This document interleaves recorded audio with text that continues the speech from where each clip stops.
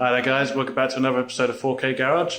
So in this episode I want to start on the rear arches of the Rocket Bunny wide body kit. So that means I need to get a little bit of help to do some measurements, get some tape on the car, draw some lines, start cutting that, fit the arches, screw them in, for now at least. And of course eventually I'll have to worry about rust proofing it and getting it all welded up. Which I'll probably talk about later on in the episode. I've got a little plan for that, which is a little bit, I wouldn't say unorthodox, it's probably the proper way to do it compared to some of the other ways that people go about sealing up the rear arches. But like I said, I've got a little bit of help here, so I'm just going to crack into things. We're going to start drawing some lines on the car, working out where we're going to be cutting, and then we'll start hacking away at it. Could be fun.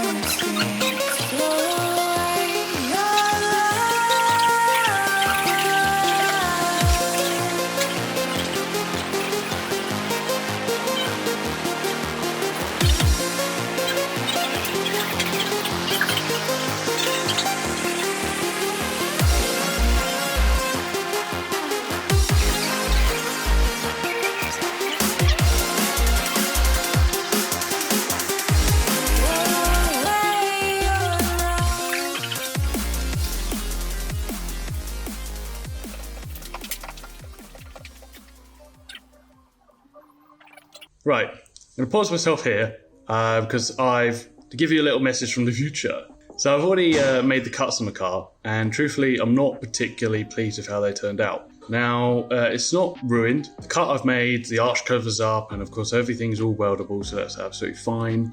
You can seal it all up, brand new metal, which is what my plan is. I was never planning to reuse the inner arch to seal the gap, so it's not the end of the world. However, there were a couple of things that I wanted to, having had a look at it and having thought about it, I wanted to learn from, and I thought I'd share those little learning experiences with you guys, for anyone out there who's doing the same to their car. So the first thing really is I rushed it. Came in here, guns are blazing, and just started hacking away and went a bit too far with it straight away. The next problem was my measurements. So if you picture your wheel, I measured up 2 straight lines, which is fine, just to get your clearance. And then I wanted a nice arc in between. But the problem is one line was much higher than the other, and so it's not really a nice arc, it's more of a slanted gradient shape. Now, the way I would get around that is to measure around the arch a bit better. I was measuring around the arch, I wanted to take about 3.5 inches, measuring that with a tape measure, making little marks and then joining the dots. It's not really, now that I think about it, a particularly good way to do it. A couple of good alternatives would be to perhaps use a set of calipers. If you were to do that, and you could literally just tape your pen to one side and just run that around the arch, that would give you a nice, decent, consistent line. Another option would be to use some string and just measure that at 3.5 inches and hold one end at the arch and the other end with the pen. Another problem was that I was just standing way too tall compared to how I was working. You'll see it in the video.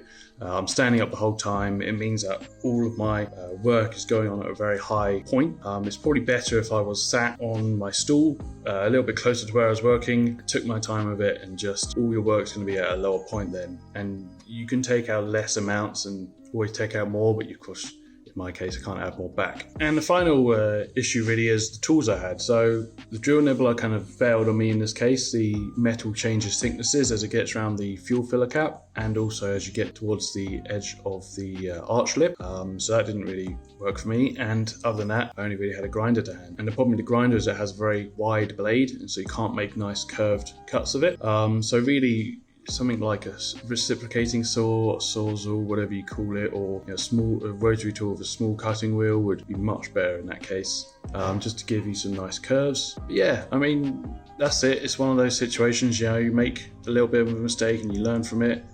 Maybe next time it won't be so much of an issue. At the moment though, I mean, there isn't really going to be a next time. The cuts are made now. Like I said, it's a case of putting on the arch, which will cover them all up anyway. You're never going to see them. You guys will know about them, I'll know about them, and hopefully I can clean them up a little bit more, make them a little bit rounder, and through the welding to seal them all up, they'll come out all right. But let's just give you a little look at what I've done, and you can see for yourself how shocking it might be.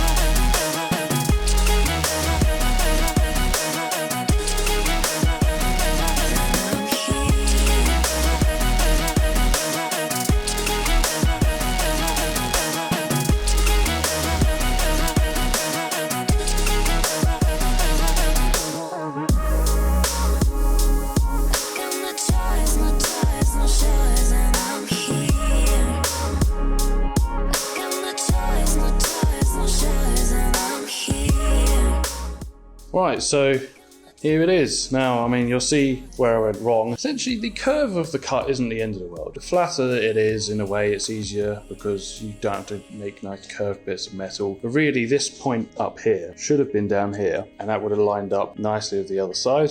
Just didn't need to trail off that far. Of course, now I've got more cutaway. I'm going to have plenty of wheel clearance. Is less weight, I suppose, if you think about it that way. And because I'm cutting and welding in all new metal, it doesn't really matter. All of this will get the gap bridged between it. So what I'm going to do over the next few days and weekends and so on is probably try and get a head start for my friend that's going to be welding this in closing up some of these gaps, like around here. Of course, some of that could just be pinched together, welded, rather than cut out a squiggly little slither of metal. And some of these shapes can be really simplified into some decent rectangles of sheet metal. So I may start cutting out small templates for him to cut that out of the sheet metal. But that's it really. I'm going to get the arch on for now to cover it all up. Then the kind of kit is installed, and like I say, as I keep saying, I'll come around and tidy it all up and go from there. Let's get that done. Right, well, after all of that, I got the arches on, and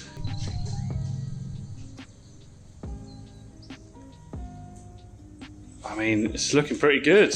Let's have a little walk around and I'll have a little talk about it.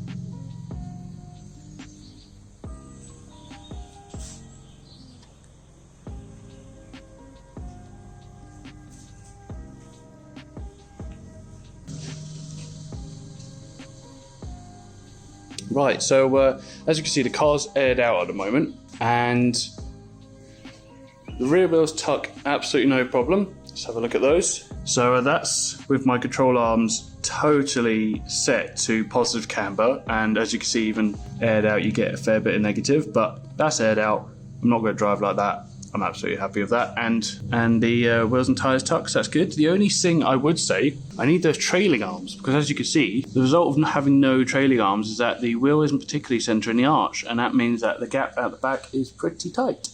So when I get some new trailing arms, that'll bring the tyre forward, and that should sort that out. As you can see, the horrific cut I made is completely covered up by the arch, so again, it's really not the end of the world. You and me, we're going to be the ones that know it's there. I'm going to get it welded up. It's going to be nice and waterproof, and that's the main thing.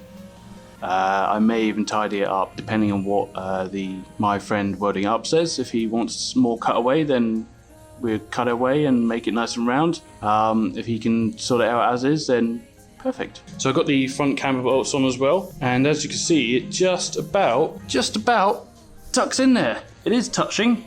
If you put a bit of paper in there, it is very much stuck in there. But again, this is aired out. I might be able to shave off a little bit from the inside of the arch itself, and that may just mean that if the suspension ever does kind of bottom out for whatever reason, then it won't destroy the arches. They look fantastic. If we look from the other side. Oh yeah. That is the Rocket Bunny kit installed, roughly. Of course, there's still a few bits to do. There's still some gaps here and there I need to sort out. There's still some refinement that definitely needs to be done. Still got some clearance of the wheels to be made. Still got the diffuser to fit, the wing to fit, but it's looking pretty good. Right, well, there we go, guys. That's another episode closed out, and that is all the arches and the front bumper of the Rocket Bunny kit roughly fitted onto the car. Still feel a little bit regretful about going a bit too over the top on cutting the rear arches. Like I say, they're going to be covered up. You can't see them as it is. They're going to be welded up. They're going to be nice and waterproof. They're going to be sealed up properly. And then the only real thing is that, underneath the arches, they look a bit rough. What can you really do about it? I hope that those tips that I gave you guys after having a little think about where I had messed up, it helped someone. And I mean, that's all there really is to say. No point dwelling on these things. You just end up beating yourself up about it. I'd rather, learn from it, and if there's a next time, do it properly then. But for now, the wheel has the clearance. It'll be sealed up. The inner and outer arches are going to be welded up properly. So that's all there really is to it. Next episode, I'm going to start on the rear diffuser. Need to cut that and start talking about how I'm going to integrate the original V light into it. And then after that, we've got to work on that Liberty Walk ducktail. So that'll be next week, and then probably the week after that, it'll be going around the whole kit, taking it all off, fitting the proper well nuts, rubber riv nuts, whatever you want to call them, and the bolts, sanding down the kit, kind of just making the fit and finish a little bit nicer, clearancing the front wheels, doing all that kind of thing, and then hopefully it'll be on to prepping the kit and then getting it wrapped, painted. Who knows? But for now, guys, hope you enjoyed this episode. Hope you agreed at least with the arch on. It's looking pretty good, and the wheels on there just make it look fantastic. Bye for now.